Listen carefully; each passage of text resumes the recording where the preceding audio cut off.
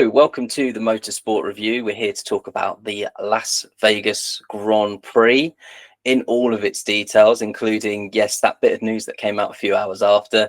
I am Perry Brown, your host, of course, and joining me this week, I've decided that it's a bit of a wraparound care situation going on. I've decided instead of having any fan from any of the 9 other teams that might want to just poke the stick in us, so we're going to have a bit of a crying session and mull over all things McLaren. So from the Papaya Podcast, which has had some brilliant guests, one of them better than the others, I must say, Keith, not me, but it's Jimmy from the Papaya Podcast. As I say, Jimmy, how are you today? I've been better, Perry. I'm not going to lie. Yes. If you had asked me directly after I'd finished watching the race, I would have said, I'm very well, Perry. Yeah, thank you, mate. What a day. And then about 3 seconds later, I was not very well at all. I was very sick. Yes, if you hadn't guessed by now, hopefully you listened to the Papaya Podcast, but if you haven't guessed now, Jimmy's a bit of a McLaren fan, looking at the art and the decoration around him. So yeah, it will be a little bit papaya heavy, but we will obviously focus on the other teams, including that fantastic drive by Verstappen, because it is what it is. We'll be quite nice, I think. We'll try and our very best to go into all the details. So yes, the Las Vegas Grand Prix, and I mean, just to talk about McLaren just for a little bit longer, heading into this weekend, the first of the triple header at the end of the season. This was supposedly McLaren's weakest track of the 3. So what were your thoughts going into it? Where did you think McLaren were going to be, obviously heading into the weekend, before we saw anything of practice, qualifying, or the race? Well, to be honest, I think most McLaren fans were on the same page, that this wasn't going to be our strongest race of the season, never mind the last 3 races. I know it's only the 3rd one in Vegas, but we've not done very well here in the past. I don't think we've ever qualified or finished in the top 5. So to be honest, it was, for me personally, it was about, right, damage limitation, right? Let's just try and get some points on the board. Whatever those points are, just get them on the board. I personally thought Max would be pretty strong in Vegas, which it turned out he really was. So it was just about, just don't let Max get maximum advantage. Just yeah, he's going to gain more points than us if he wins, of course, but just get something on the board. Let's, so we still look strong, basically, I guess, is what I'm getting at. Yeah, absolutely. Yeah. I was on the same page. I think that it wasn't going to be down to McLaren to stop Verstappen. It was going to be Russell and Antonelli that were possibly going to do us a favour if they could beat him. So, I mean, skipping ahead slightly to that podium that we did eventually get, I predicted those top 3, not in that particular order. I was 1 position out. I think if we swap the top 2, that's the order I predicted. So I'm taking that as my win this week. You got to take the little I nearly wins, got right? a prediction right. got to take what we can at this point. So yeah, I think, as you say, Verstappen was going to be quick. I think everyone sort of hinted that the Mercedes was going to be quick. So heading into qualifying then, and suddenly we've got a wet session, and it was all over the place. But I got up at 4 a.m. for the qualifying, and I was so glad I did. I didn't get up for the race at 4 a.m. I'm glad I didn't, but qualifying, I think, was superb. I mean, I think it's one of the most enjoyable qualifying sessions we've had this season. I think it was fantastic. How 20 drivers kept it on the road in those conditions, no red flags. I mean, I know we had Behrman and Albon fighting the wall, but I mean, there were the slightest. The damage was minimal, wasn't it? Yeah, it really was for what it was. I think that could very easily been many cars dragged along the wall very quickly, like we've seen in the dry here even. So top marks, I think, for all 20 drivers getting through that session. But I think the big surprise, if it wasn't the fact that no one got it wrong, was that Lewis Hamilton got it the most wrong. The first time in his entire career that on pace alone he has been dead last in the wet. That was unreal. We'd seen him knocked out in Q1, but it'd normally be like a close 16th. But to see him absolutely plumb last with no pace, we know he had potentially this cone under the car, but yeah, I'm guessing you're the same as me. You weren't expecting to see that. No, not at all. Especially, like you said, especially in that weather, right? Hamilton is an absolute master in the wet. And yeah, I think some people tip Ferrari to obviously do well this weekend as well, and maybe finally get that podium. But yeah, I think again, maybe like you said with the cone thing, Hamilton didn't really say too much about it, did he? Afterwards, he said he didn't see anything or whatever else. But I think for me, the biggest mishap from Hamilton's qualifying was that there was another lap there. He made the checkered flag in time, okay, by the smallest of margins. But surely there has to be some communication there where the Ferrari garage or engineers are on him saying, right, Lewis, this might not be it, but just keep going. We've got another lap in us, and maybe he does get through. It's just miscommunication again from the Ferrari pit wall, I'm afraid. That's my opinion on it anyway. It was indeed. I mean, we were all looking for who would be that last person across the line, as they kept saying, anytime someone went across the line, they would jump from 15th up to second, and then 20 seconds later, they're down in 15th again. Yeah. Crossing the line when Lewis Hamilton did was perfect until we didn't do another lap, and then it was the worst possible time to do it instead. So yeah, I don't know how he didn't just. Well, it was mad because the TV didn't actually show it. I think it was Crofty and Button said, "Oh, Hamilton's aborted the lap," and they were like, "Yeah, he's aborted it." Well, it turns out he never actually really started that lap. No, it's crazy to me. That absolutely crazy. And another advert for watching the timings, because they were spot on. They could see that on the telemetry straight away. He's not going for this lap. And same later on when we get to Q3, they're very good at saying, no, Oscar's not on a lap. So, such and such isn't on a good lap. They're very good at seeing who's doing what all the time. So definitely get that telemetry up, I think, when you're watching, just to get the full picture of everything going on at once. So we had Hamilton down in 19th. He would start 19th.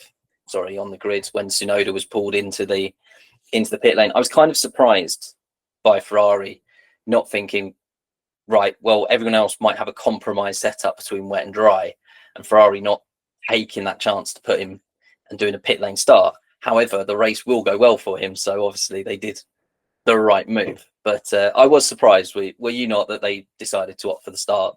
100%. Yeah, absolutely. I mean, when you look at what Max did at Interlagos, right, it massively paid off for him. Massively, yeah. And yeah, I was shocked to see Lewis on the grid. I would have put money on him starting from the pit lane without any shadow of a doubt. Ferrari, they're baffling. They're just absolutely baffling. I don't get what goes on there. They've had issues for years now. It's not a new thing. I know Lewis has come in and vocally been trying to change things, and he's got all the experience in the world. And if you're going to ask for someone's experience as a driver, Lewis Hamilton's the guy, right? And for whatever reason, it's just there's something not quite clicking there. Whether they don't like his in trying to be, maybe have too much of a say, and they're a bit stubborn about that, I don't know. But it's very bizarre, and he doesn't seem happy, and it's actually really difficult to watch, because I love Lewis. I think what he's done for the sport, it just seems like a nice guy. He's matured so much. Okay, people might say, oh, well, before he was arrogant or this or that, whatever, but most of these guys are. It's why they're at the top of their game. Absolutely. But he's matured so much now, and he does come across very well. He speaks very well. And I'm just gutted for him, man, because I think everyone wanted that fairy tale when he went to Ferrari. Obviously, I'm not saying to win the championship, because I want McLaren to win, right? But I want to see him on podiums and stuff and doing well and just enjoying himself in his later career, towards the end of his career, I should say. But it's not kind of the plan. And I think looking at the end of last year as well, myself and amongst others, we're going to get back to the pre-season predictions that myself and Keith made, and both of us had Ferrari as McLaren's closest rivals, and it just hasn't turned out that way. So I laid into them a bit after Brazil. I'm trying to avoid that quite heavily again today. I know it's got straight into let's stab Ferrari whilst they're down again, but I was quite surprised. As I say, it was a better race for them, even if Saturday didn't go particularly well.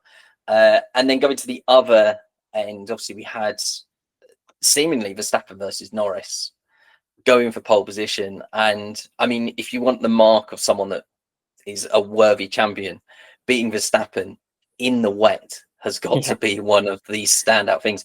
And he was on to beat him by over a second before he actually made a slight mistake as well in the final sector. Yeah. So, I mean, a phenomenal part. I thought, wow. Again, as I say, coming into this weekend thinking we're on damage limitations, suddenly we're starting pole position with Lando Norris. What did you give your view on that lap? Well, it was a weird one because you see it's purple, and you're going, "Oh my god!" You're on the edge of your seat. This could be. How is he going to do this? How is he doing this again?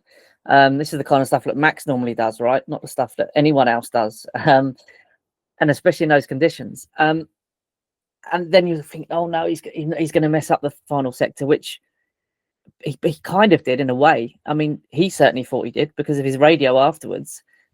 He was not happy with himself, and he apologised only for Will Joseph to come on the radio and reply with, "Well, mate, you've just got pole." So I think he was as surprised as anyone, Lando. But it was phenomenal. For like we said earlier, for those guys to keep it on the track was insane. To pull a lap out like that was, yeah. I mean, people can say what they want about Lando. He's got it. He just has, and he's proven that sort of since Zandvoort. I think his mentality since that, he's proven he has got championship mentality, despite what everyone was saying earlier on in the season. Absolutely, yeah. The knockbacks just get met with, okay, I'm going to go out and deliver. I'm pretty certain we're going to see that in Qatar once again. So we then come to the start of the race. We've got Verstappen, you've got Norris on the front of the grid, and I mean, we see the Norris defense straight away. Unfortunately, he obviously goes a little bit too much on the defense. I thought Verstappen actually he breaks so early that it looks like he's backing off from hitting Norris, and actually you go, oh no, he's just trying to make the corner, which Norris almost makes little attempt to do. Again, watching that, thinking third place, okay, I'll take that if that's the result from today. At least he gave it a go. But yeah, thoughts on that start, and a little bit about the collision. It wasn't a bad start from Lando. It was just a great start from Max, and Lando spotted that. And you know, I've said it on our podcast, like, one of Lando's faults was his starts used to be so bad, and it was our biggest worry for him as a Norris fan. But that's something he's really improved on, and his starts have been pretty faultless, to be fair, recently. And again, it wasn't a bad start from him, but Max was just Max is Max, right? Everyone knows this. The one I guarantee you ask any driver on that grid, right? You're guaranteed pole position. Who do you least want to be next to you? I guarantee every single one of them will say Max Verstappen. I guarantee 100%. It. And to see Lando close the door on him as aggressively as he did, I was there going, yes, come on, Lando, this is what we want to see. And then obviously we realised actually he just really overcooked turn one.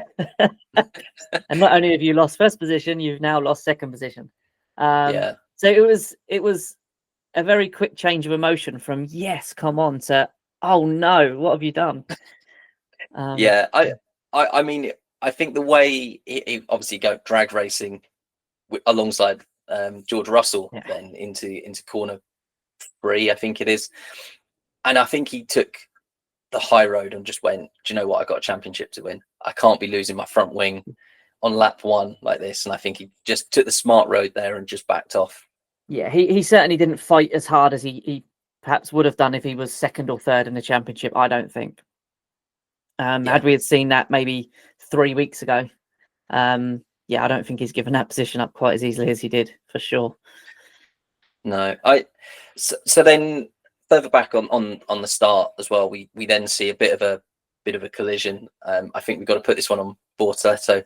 I haven't gone back to look at what penalty he got actually, because they said they were investigating after the race. But again, someone else who just got their breaking point completely wrong, except he had cars in front of him. Fortunately, takes out Stroll, affects a few other people. Gasly gets spun. I mean, there's a bit of a melee down there in turn 1. It was, and they showed the onboard of Lewis Hamilton as well on the replay of that, who was, of course, right at the back, and how he managed to avoid any of that was, again, it was insane, really. These guys behind these wheels, they never cease to amaze me how good their reactions are, because that could have been so much worse than it was. All cars seemed to come out unscathed, and I think it was just double yellows, wasn't it? I don't think there was even a virtual safety car for that one. I could be wrong. Maybe there was. No, that is another point to get into actually at this point, Because of though, the stewards. the marshals were on the track, Yeah. and there was an incident in Formula Academy, which I'll get to in a minute as well, that people were talking about on the Saturday. It was mentioned at the time, but I think it kind of got glossed over, the fact that it happened so early in the race. But despite of Verstappen, Russell, Norris arriving down at turn one, and there's still marshals running back again, I just can't emphasize enough that the FIA need to get on top of this, because obviously we saw this in Mexico. Yeah, we saw a big incident there as well. They need to stamp this out right now, because the next time it happens, it could go very wrong for them, and then they're only going to have themselves to blame. It's a scary sight to see, I think, seeing marshals on track. Absolutely it was. And again, like you said, we only saw it recently, and it turns your stomach when you're watching it, and you kind of think, well, hang on a minute, it kind of puts everything into perspective. Look, safety does have to come first, and safety in Formula One is, me and Keith were talking about it recently, it's amazing now. The Bortoleto, was it Bortoleto crash? Yeah, Bortoleto, in Interlagos in the sprint, how he just sort of walked away from that is incredible. So, and that sort of goes to show how good the safety is in Formula One now. But then the basics like this, with the marshals on the track and everything, it is so basic. That kind of stuff, like you said, it cannot happen. That is so easy to not happen, right? We're talking about a sport where safety is paramount, and that is the stupidest. That's the most basic part of safety, right? People on the track. It can't be happening. It has to stop now. Absolutely. Yeah. No, absolutely. And as you say, it's so simple, isn't it? You've got a lead marshal for the area saying to the race controller, I need to send someone on track. He goes, okay, I'll throw a VSC. That is it. That's what the VSC is for. Everyone then slows down, as we saw later in the race when they had to send someone out onto the back straight. VSC thrown. He runs out on track. He gets the bits, and it's over before they've even completed the lap. He even went back for a bit. He had left because he had the time to do so. Yeah, absolutely. So I don't want to see that. Not the rest of this season, next season. It turned your stomach watching it. It's really uncomfortable. It's not good. No. And to get back to the Formula Academy, have you seen the clip of this with the tractor on the circuit? Now, a lot of people again calling, saying there should never be a tractor on track at the same time as the race cars, and I think that's a bit much. That's a bit of a call. They were behind the safety car. Yes, they had to come to pretty much a stop, but they're behind the safety car, and the safety car did its job. It slowed the pack. It took them around the route. As for what the tractor was doing, because it looked like it sort of was all over the shop, like lining itself up, I don't know what it was doing. Maybe that was questionable, but yeah, it wasn't on the same levels of unsafe in having tractors on track like that. It was under the right conditions. And those sort of conditions, if you're getting red flags for those, then they're not red flag situations, in my opinion. They should be being able to be dealt with fairly quickly, like you say, within a safety car. That should be dealt with. Bit of a strange one, but like you said, the safety car done its job, right? Ultimately, everyone was kept safe, and that was that. Okay, it took longer than it perhaps should have done, but there was never anyone in danger of being badly injured from it. It was all under control because of the safety car. So, yeah, exactly that. So, thankfully, no one hurt. Thankfully, nothing bad to report on in that. Just a few bent egos down at turn one, and a few buckled rear wings on Lance Stroll's. Again, if you saw the onboard of his rear wing, not in the best shape. But then we kind of see the race sort of progresses on. We're in the first stint. We're sort of seeing a few of these drivers that started on hard tyres. We then start to see them make some forward ground. Unlike, I think, certainly last week, where the hard tyre was just a no-go, don't go anywhere near it. And maybe even Mexico, where it was like, no, don't put on the hard tyre, you just don't need to. It was quite refreshing to see a hard tyre working here. We didn't see anyone go out on the soft. I don't really think Antonelli sort of ditched it very early on. And other than that, it was mediums and hards. Yes, a one stop, but it was quite nice to see the hard tyre being the race tyre to use it. Absolutely. I mean, Bernie Collins even said on during the race that most of the drivers said that were they allowed to, the ideal strategy for this race was to go 2 rounds of hard compound. Obviously, they're not allowed to do that because they have to switch it up. But she said most of the drivers would have, if they could, that's the strategy they'd be taking because the hard was working so well. But yeah, it's like you said, we didn't see much of the softs. No, and credit to Sky Sports, and probably because of Bernie Ecclestone. No, wrong Bernie. Don't like Bernie Ecclestone, but we love Bernie Collins. We love Bernie Collins, yeah. Bernie Collins' input to the Sky Sports F1 broadcast, and she was saying, keep an eye on Antonelli. And I've written in my notes because they said, "Oh, keep an eye," and I thought, okay, well, we'll see how he gets on. Shortly afterwards, he gets his 5-second penalty for jumping the start, which was like, are you for real? But as we'll get to later, rules are rules, right? And yeah, okay, I'll keep an eye on him. And he was sort of doing okay, but as we'll see later on, he's actually on a hell of a charge right from that moment where he puts the hard tires on, and he does that soft to very short, soft, hard race, and shows just how beneficial it was. You know, everyone else had to nurse a period where they're on medium tires, basically. Yeah, I think he's always had the talent, right? Toto Wolff is not going to pick anyone just to see how they go. He knew exactly what Kimi would be capable of given time. I mean, what he did in Brazil was phenomenal, and this was just as good, to be fair. The penalty for me was really harsh. They replayed it. It didn't even look like he jumped the start for me. And I think one of the commentators or one of the Sky pundits, I can't remember who it was now, said Anthony Davidson. It was Anthony Davidson, wasn't it? Yes, it was. Sorry, he said you have to watch it in super slow motion to see it, and it's like, oh come on! Listen, I know rules are rules, but if you have to watch it in super slow motion to see it, and it was minimal, and he got no advantage from it because he actually didn't start well. No, come on, there has to be some sort of common sense here, doesn't there? Surely, I mean. I don't know. I listen. Rules are rules, and I didn't like that one. That penalty for Kimi. I thought it was extremely harsh, even if it did benefit Oscar at the time. I still didn't like. Yeah. I didn't like the penalty at all. Yeah, I mean, F1 shared a clip on their social media that showed it zoomed in as well, and you can see basically the cars. It is moving when the lights go out, and that will be why we can't have cars moving. As I say, penalty.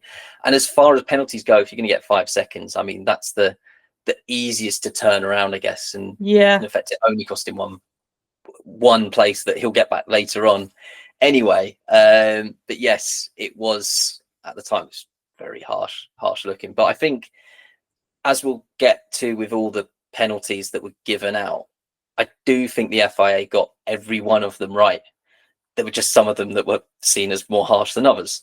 Again, shall we say, is it time for our beers yet? Just to sit in, I don't even drink. I only drink beers, and I feel like I need something stronger today, and I don't even drink stronger drinks. Get the brandy out. Yes, we'll get to that, of course. So let's talk about the top three. We've sort of gone through their starts. Lando's down to third. At this point, I'm thinking it's Verstappen versus Russell. Can Norris hold on to third? The gap starts to build to about 3 seconds, and then Norris does the unexpected and maintains it at 3 seconds, and then does something even more unexpected, and suddenly gets the gap back down to 1 second. I think, okay, we've got a race on our hands here. Like, it was such a strange race between these top threes. They were so close through the opening stint and through into the second stint as well. So yeah, I was going to say, were you surprised by Norris's pace? I'm sure you were expecting Norris to have pace, but maybe the lack of Russell's pace, I guess, in combat with Verstappen's.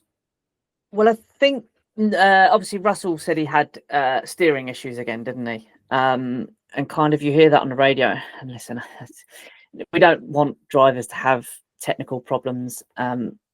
But when you hear that as a McLaren fan, you kind of go, oh, wow, okay, your eyes light up a bit.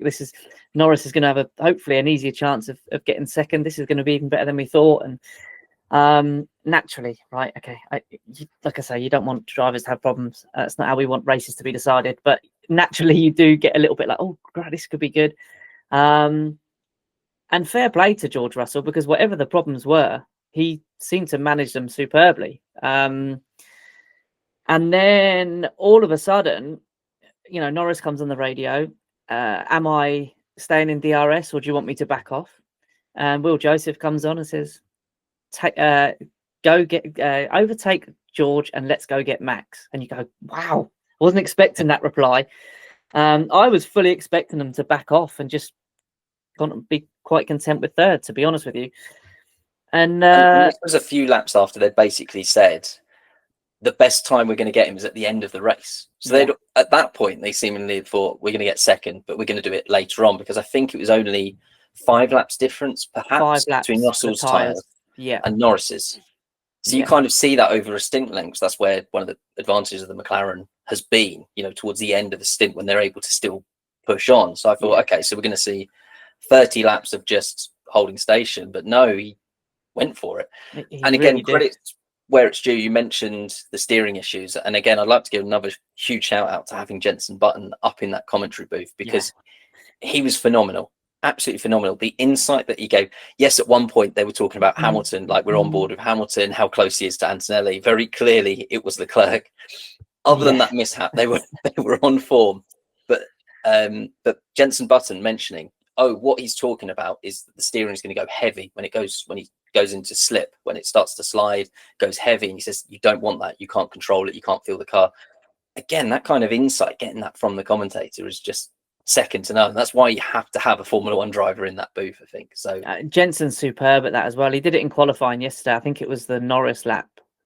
Maybe it wasn't Norris. It was certainly one of the laps, and it was an onboard camera most of the way around, and he spoke the whole way through it, and he kind of put you. I mean, I've never driven a car anything close to that. Don't get me wrong, but the way Jensen's talking you through it, it's almost like you're in the car and you're feeling it all, because he's explaining it so well, and in idiot terms as well, right? Everyone can understand exactly what he's saying. He's not being too complicated with his choice of words or too technical. He's just telling it as it is, but narrating it perfectly. I love Jenson Button. I think he's fantastic. Yeah, definitely. And he seemed free of Danica Patrick as well this weekend. So he seemed to be thriving in his element. It was good to see. And maybe free of racing, obviously now retired as of last weekend from racing completely. But I still want to put him in a car to be the last person to press the DRS. What I'd love to see in Abu Dhabi is they finish the race, and then just you hear, whilst they're doing the podium interviews, the car fire up and launch out of the pit lane, and there's Jenson Button. He's stolen the MCL 39 or something to do a lap, and he presses the DRS. Yeah, it just feels right. Like he started it, he should be the one to finish it. Absolutely. So, look forward to that in Abu Dhabi. But you've got 2 weeks to sort it out, Jenson. If it doesn't happen, we'll all be fuming. So yeah, back to that race pace. So as I say, let's focus in on the top 3. We've already sort of got to the fact that he's overtaken. There's then a 4.8 second difference once he's got past Russell, which seemed like a straightforward DRS move. It was lovely around the outside, but another one of these DRS passes. Once he was ahead, they said, right, we're going to chase down Verstappen. Verstappen just grew that lead again. I think there was a moment where Norris is held up by Albon, who's sort of still crawling around at this point, still clearly in a car, too damaged. That cost him about half a second at one point. But other than that, he's just not. I don't think he was catching him. He wasn't catching him. A GP come on the radio for Max, didn't he, and said, right, Max, Lando's just been told to come and get you. And that was all he said. And it was all he needed to say. And next lap, Max pulls out the fastest lap, I think. Yeah, that's all he needed to say. Lando was not catching Max. No chance. No, and we'll get to the end in a second. But I think, should we talk some nice things about Verstappen? Because I think from the moment he took the lead of the race today, I had no doubts in my mind, unless it was from Russell, that he was going to come under any kind of pressure. I knew he was a bit of a Las Vegas specialist, that he was going to win that race. An utterly I say dominant, but just a controlled, measured win from someone who is in the title race, rightly so, but someone who's sort of not thinking that they're really in it. But he just did what he needed to do. He just needs to win and hope that everything else goes his way, and that's exactly what he did today. Job ticked, and just he's inevitable, isn't he, Verstappen? He's, as a McLaren fan, we love to hate him, right? And you know, all those years of winning, the best way to be disliked is to win, right? To be on top. I think Christian Horner famously said that, and absolutely right. Look at McLaren this year. But whatever you think about Max, love him or hate him, if you don't respect him as a driver, then you're not a Formula One fan, in my opinion, because he's the best on the grid currently by an absolute mile, and he has been for some time. There's no debate in that. That there is not a debate. I don't care what anybody says. You cannot debate that. And like you, yeah. Once he got in the lead, I didn't even think George would cause him any trouble, to be honest. And like you said, he controlled it just at his pace. He didn't have to push himself too much. And like we said earlier, as soon as his engineer GP come on the radio and told him that Lando was coming for him, he just found another gear somehow. And it was never in doubt at all. We could still be racing now, and Lando was never catching him, in my opinion. He just wasn't, not around that circuit. Max is just too good. It's as simple as that. Again, we come back to we sort of expected, Mercedes and Verstappen to be quick here. So yeah, I completely agree. Just Verstappen was always winning that race from that moment he took the lead. I would have liked to have seen what race we would have got had Lando kept the lead, because again, I don't think he would have had the pace, but it would have been interesting to see how Verstappen might have got round him had he. Would he have chewed up his tyres too much trying? It's all ifs, buts, and maybes, but it would have been nice to have watched. I mean, it would have been blooming nervous as a McLaren fan. It would have been a nervy race had that happened.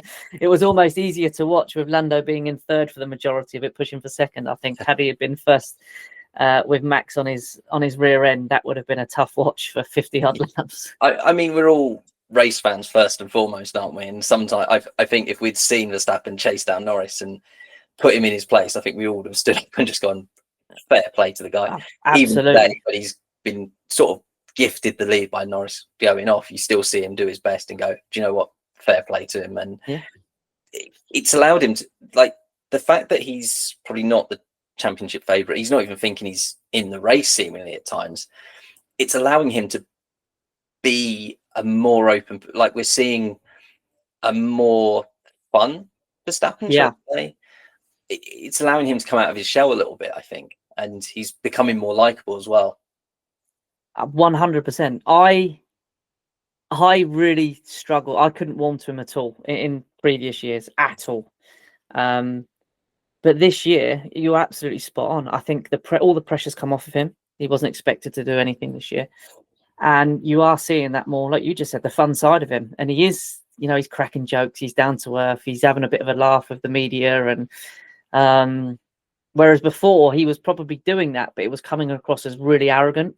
Whereas now it's he's sort of smiling. He's a bit more lighthearted about it all. And it's just, he just seems to be in a better place mentally, I think. But maybe he didn't really wake up this morning thinking realistically he was in with a chance of winning the title. But I'll tell you now, he's going to bed tonight knowing he is. That's for damn sure, because he really is. And I feel like we've written him off probably 3 times this year. And then the next race gone, oh, hang on a minute. And I'll be honest with you, after Interlagos, I thought it's probably a little bit too much for him to do now. Yeah. And after what's happened today, I'm thinking, God, we're sweating now. I'm still can't.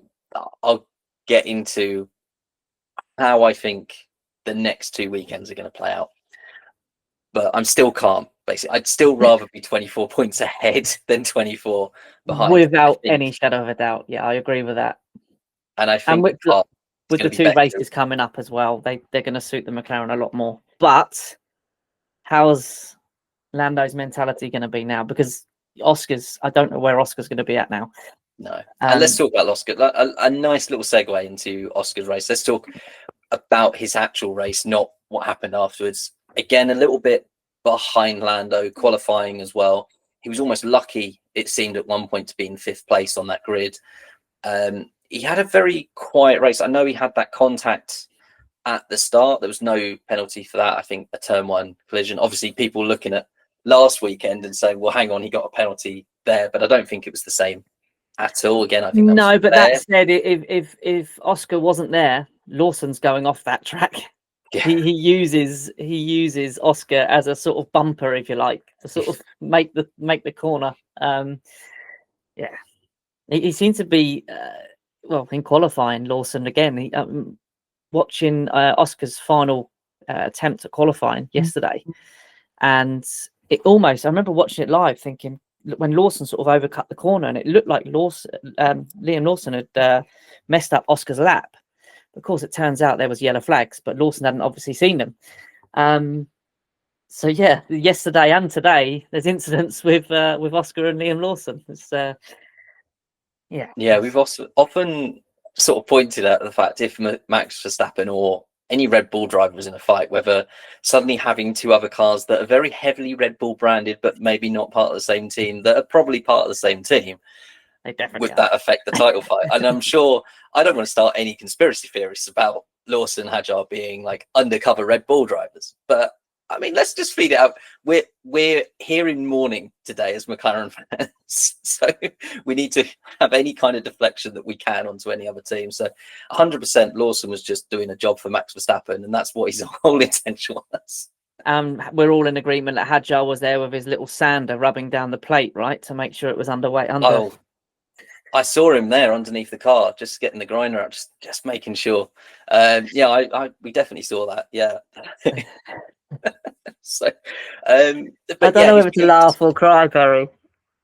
We're laughing because otherwise the cry will come. But yeah, his race pace was okay. He was in a good battle with Charles Leclerc. Never really found a way past Antonelli in the closing stages, but didn't need to. But again, the way he defended from Leclerc, because I thought Leclerc was going to get him. I thought Leclerc had better pace than Piastri, so that was impressive for me. Again, the final result be damned. Piastri's drive to 4th, I thought, was a very good drive and exactly what the tonic he needed after Brazil. Yeah, 100%. Listen, we've all said it, right? You don't become a bad driver overnight. You don't know what's going on, and obviously thoughts are going to enter your head that wouldn't normally if you're winning, right? The way that Oscar's run's been, he's just been on a bad form. It happens to the best in any profession. It was a solid race, a really solid race. And to be honest, had Kimi not have been unbelievable again at defending, I mean, we should start calling him Paolo Maldini. If you're into football, one of the best defenders that's ever played the game, because Kimi Antonelli's defending in the last 2 races has been absolutely incredible. And had Oscar had got past him, certainly in the early stages, I wouldn't have put it past Oscar to have gone on to catch George and given George a fight towards the end. But Kimi didn't allow that to happen, and kudos to him for that. It was phenomenal. Yeah, the gap between the two was about 5 seconds when they were talking about this again on Sky Sports F1. They were right on the money saying Antonelli's doing a job here for Russell. You know, it's not in Antonelli or Mercedes' blood to turn around and go, we know we've got this 5 second penalty, so we're not really racing this car, let them go. Yeah. But at the same time, that was 100%. You are right about the defending of Antonelli. I think, especially these last 2 races, he has really shown that he's in that fight to be best rookie. We've had an amazing field of rookies this year, and it's going to be very difficult to determine which one was the best. Not Colapinto, but certainly between the others, it's a really close battle between them all to be like the best rookie of the year. And I don't think count Antonelli out. I know he's got Mercedes compared to the cars the others have got, and that will work against him. People going, oh, he should be doing better. But I mean, come on, I haven't looked at the championship standings, but he was very close to Lewis Hamilton. And I said in the last podcast, if he can finish above Lewis Hamilton, then that is a huge achievement. That's job done. For me, that's job done for him. Absolutely. And Lewis will be fuming if that happens. I guarantee Lewis is watching that. He can tell you what he wants. I guarantee you Lewis will be keeping an eye on Kimi to try to make sure he doesn't finish above him. Because that's the ultimate kick for Lewis, right? You've left us. We've got a rookie in your car, and he's going to beat you.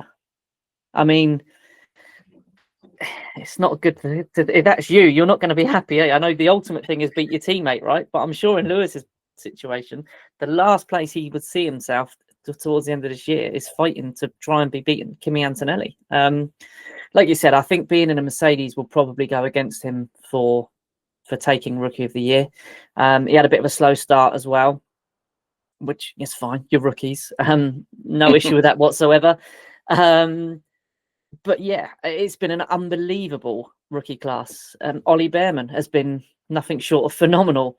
And it's only a matter of time till we see him all in red, I'm sure. Because I think we're all expecting Hadjar to be in a Red Bull, to get demoted to the Red Bull seat next year. I mean, I've been joking with, he's been on the podcast before, Jason, a massive Ferrari fan, massive Ollie Behrman fan, and saying the same thing. Will he get demoted to the top Ferrari team? You kind of look at it the same way that, Ferrari drivers aspire to be in a Haas, like Red Bull drivers aspire to be in a Toro Rosso. I'm going back a few years there, a Racing Bull. The same difference. So yeah, I think, and even before these last two races, Bortoleto was making a name for himself. This is a lovely segue into the reclamation project that is Nico Hulkenberg. I want to give a shout out to him today as well before we get into the meat of the McLaren. We will get there, unfortunately. We don't have to get there. I'm happy if we just sort of skim over that it didn't happen. I'm more than happy. We'll just they got a penalty anyway. Moving on. So Nico Hulkenberg, I think finished 6th. Was it 6th or 7th? 7th. Oh God, I think it was 7th, but probably 6th because in fact it would have been 5th, right? I'm going to check. I can't remember where he was. I'm going to check now. The important thing was he did the late one stop onto the mediums, the sort of contra strategy with Hamilton. He beat Hamilton in that straight fight, and that's a Sauber car that pre-season I was sort of saying they're just waiting to become Audi. They're just going to complete 2025 because otherwise they can't just sit home for a year. They're just going to complete the 24 races and then come back and be Audi and suddenly give it a go again. That car has come alive at certain races, and that's big points from Nico Hulkenberg, who's had the season of his career at a point 5 years after I would have said his career was long over. So I think big shout out to Nico Hulkenberg today for that result. Well, he finished 7th with the disqualifications, so he obviously was in 9th. I thought he was better than that, to be perfectly honest. But even so, 9th is still pretty good for that Sauber to be coming in 9th for that field. It's still pretty impressive. Yeah, he's turned back the clock, hasn't he? It's been great to watch. I mean, seeing him on the podium at Silverstone as well, that was just brilliant, wasn't it? It's just, it's great. It's a great story. I think we'd all given up hope on him getting that podium. I think every one of us had given up. I'd sort of joked that he'd always said, like, he'd made this deal with the devil or something. You can be like tall, you can be really good looking, you'll get Formula One contracts like you won't believe, but you'll never get a podium. Even if you get close to one, then we're going to find a way to not see you on that podium. And then suddenly, lo and behold, he goes and does it in a Sauber. It was unbelievable. Unbelievable. So, very good drive from him today. As I said, beating Hamilton, and they were very close before the first pit stop, and then suddenly he emerges like just ahead, and he pulls like 3 seconds instantly out of Hamilton. So, no, a top drive. I think that one from Hulkenberg. Some very valuable points.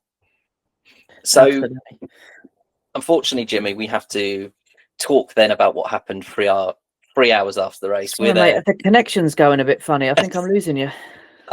Oh, that's a shame. Right, we'll end there then. So. Do you know, we didn't want to make this McLaren heavy, and we've tried so hard not to. But yeah, actually, the non-McLaren fans, this is the bit they've all been waiting for this week. You know that, don't you?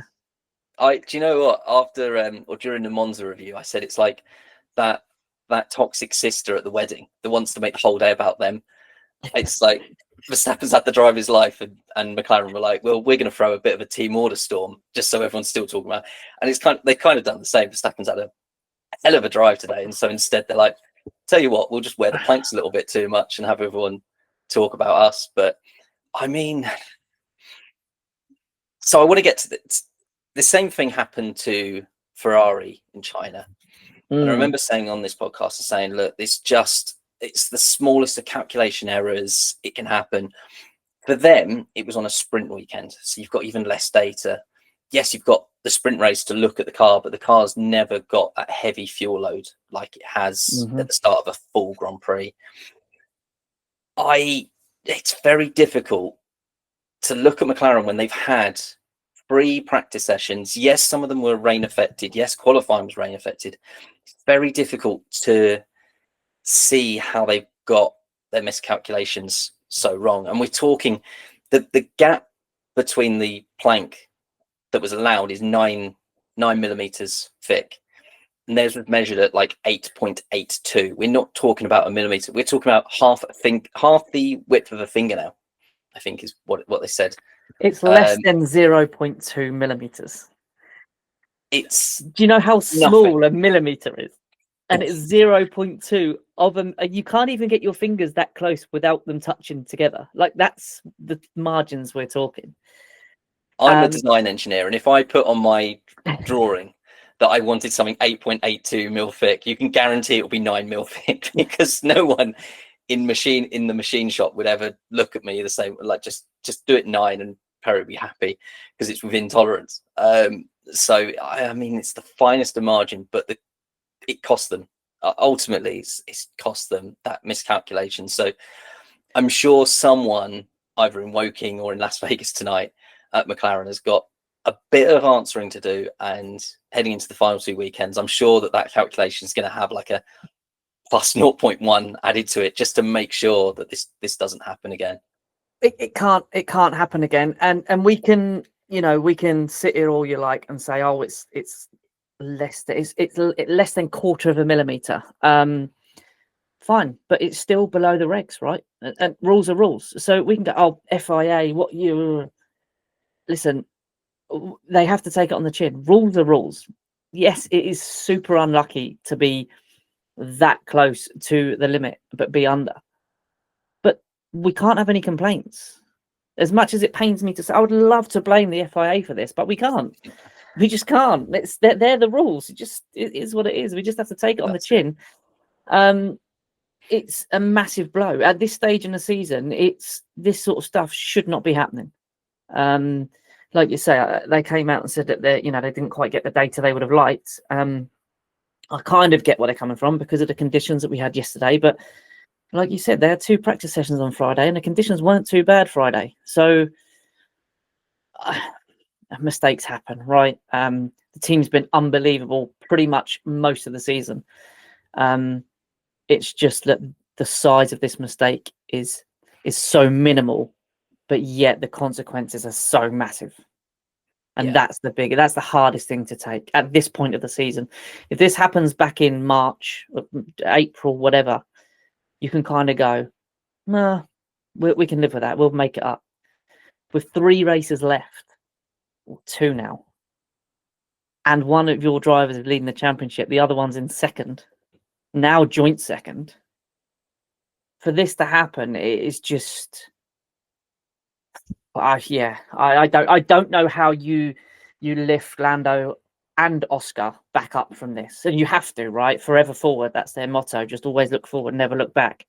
And I'm sure they will come through this, but they've only got a week to get over this mentally. Less than a week, in fact. But somehow somebody's going to have to keep an eye on them to check that they don't let their mentality drop, because that's my biggest concern now. Like we said earlier, we've got 2 races coming up, which I think as McLaren fans are all pretty confident, right? Qatar should be pretty solid. We've got a sprint in Qatar as well, and then Abu Dhabi.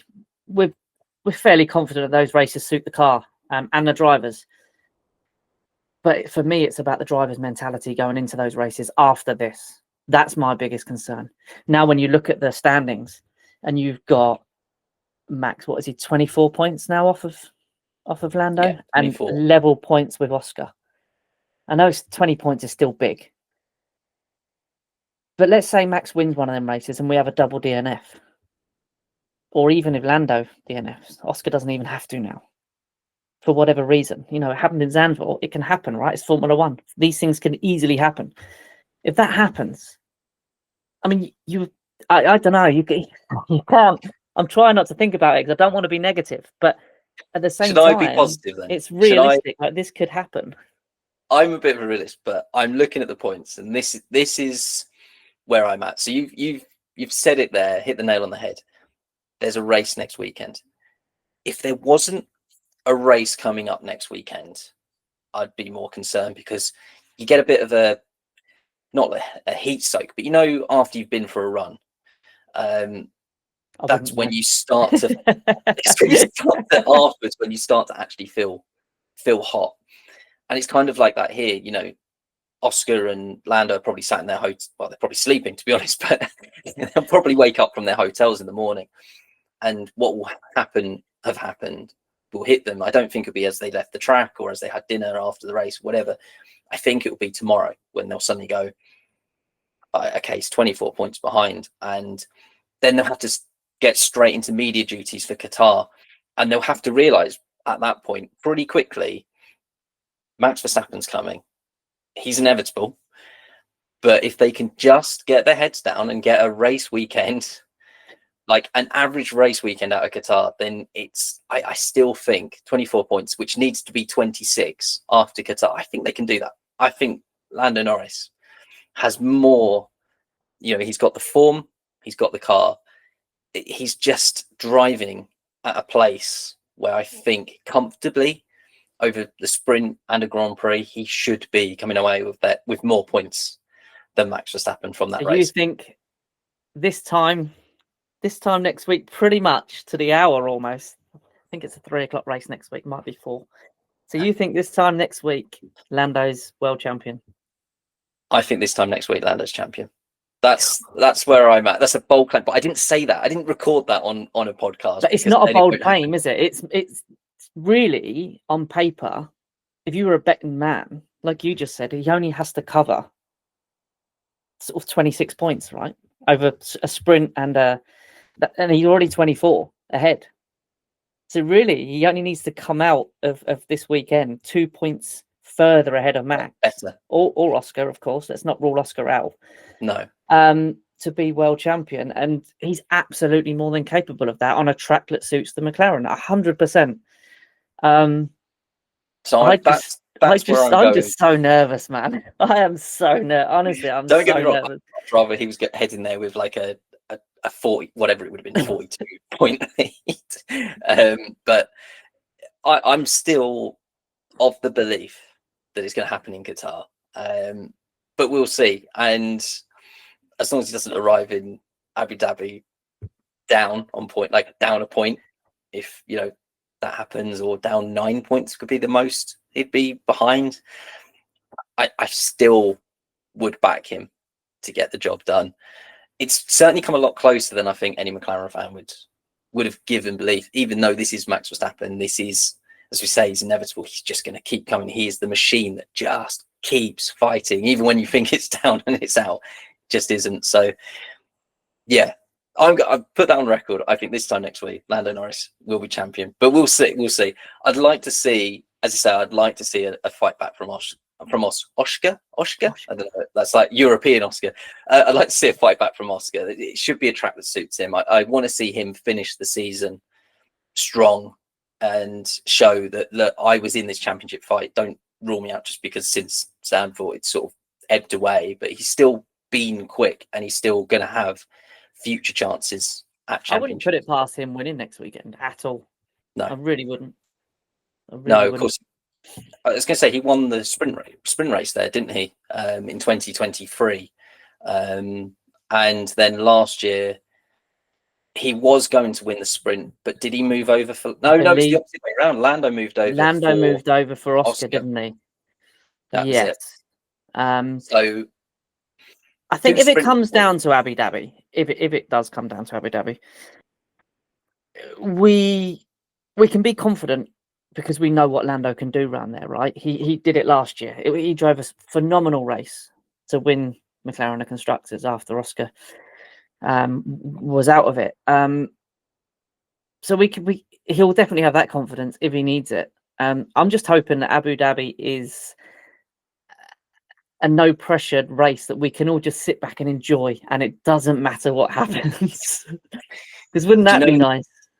Do you know the final point on this I'd like to make, because I don't truly believe it myself, is that I just hope beyond belief that this is all above board, that the plank was worn as I fully expect it was, and it's not just the FIA looking at the results and going, oh, a double DNF, that would help the championship a bit, wouldn't it? Now, I'm not claiming that's what has happened, but I don't think that would be possible. I mean, they had McLaren officials in on the measuring as well, didn't they? Surely they wouldn't get away with that, would they? They're not that corrupt, are they? There's just a thought, isn't there? They're thinking, if we can get, Abu Dhabi pay Formula One so much money to have that last race, as long as they've not done anything. I mean, it's a great result for the neutral, isn't it? It's the best result for the neutral, absolutely. Do you know what I'm glad about, in a way, actually, is that it wasn't just one of the cars, because the way that all these conspiracy theorists are out there, if that had just been Oscar, the Oscar fans would have come out in force. They're messing with his car. If it had just been Lando, you'd have had the same thing. The Lando fans would have come out in force. You're spot on. As much as it hurts, I'm on this occasion, just for the sake of the sanity of McLaren, I'm glad it's both the cars and not just one of them. You're spot on. That was absolutely spot on. Yeah, that was one of the other things I thought of, if it had been one of the cars, like the rumours. I mean, yeah, people start the Hadjar and Lawson were under the car. I don't know where that rumour started. We're under the car scraping the plank away. Anyway, but I think that would be spot on, that if it happened to one car, not the other, whichever one, then those wild conspiracy rumours would have been right. It would have been too much. We've already seen too much of it this year. I've seen enough of it. I see on Fred still people saying, oh, these are where each driver's been favoured. Just stop it. Yeah. Anyway, the two questions I always wrap up a race review with, Jimmy.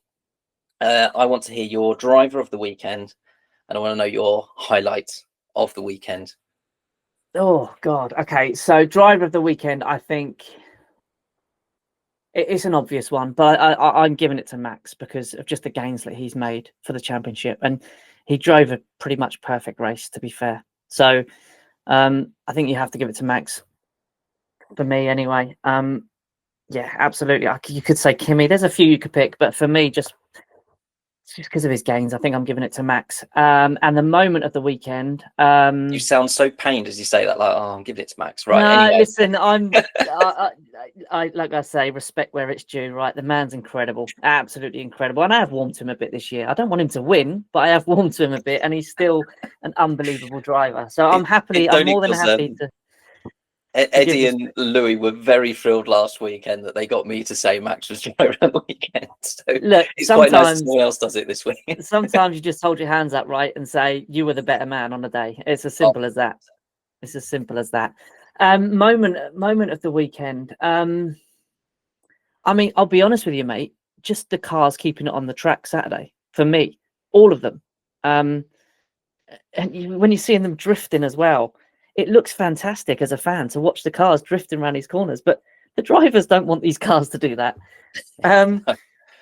So for me, the moment of the weekend is just all of the drivers. Just, I know we had a couple of little prangs, but nothing too drastic. Just not causing any accidents on Saturday was incredible to me. But in those conditions, I mean, when they go on board, even on a bright, like warm, dry day, when the onboard camera actually in the cockpit never ceases to amaze me. How can these guys see what they're doing? They do that yesterday in those conditions. And this is literally what they're seeing. It's incredible. Absolutely incredible. How they keep that car on the track is, yeah, every single one of them. And I know, listen, you're talking about the 20 best drivers in the world, but days like yesterday proved why they are there. It was phenomenal. Absolutely. And I know it's not just one individual moment, but that was what stood out to me, to be honest. I was going to say, I've got a different driver of the day, but I was going to say that as my second best highlight as well. The keeping the cars on the track. My driver of the day, I wasn't going to go to Max. I was going to go for Kimi. I think if Verstappen got 56% of the vote last weekend from going for pit lane to second, or was it third? Third. Kimi kept him at bay, didn't he? That was it. So pit lane to third, I think was good. P17 to what will be P3 after the disqualification. I think Kimi Anthony drove just as good a race, but it just went more unnoticed because he sort of quietly went about his business. I think that was a true driver of a future, I want to say champion, at least a future champion hopeful. I think that's fair. Future.